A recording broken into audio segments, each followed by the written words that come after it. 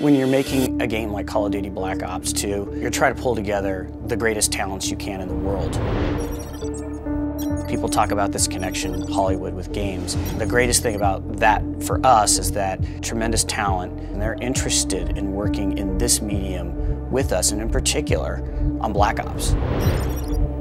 Having the opportunity to work with a Hollywood writer who's worked on movies like The Dark Knight, created the most compelling villains in cinema history, to me, that's amazing. We were approaching it in some ways as a big event movie. Even though it's a first-person shooter, it's got to be sophisticated, it's got to be funny, it's got to be challenging, it's got to have twists and turns. In the case of Black Ops, I would argue that the story is better than most movies that are being made.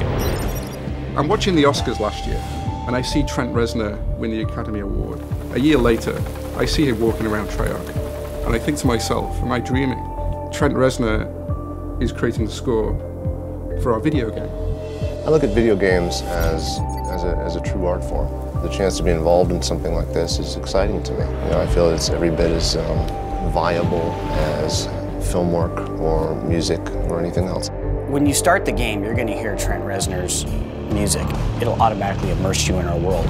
Increasingly, the line between, an event movie and an event video game are starting to blur, which is a good thing.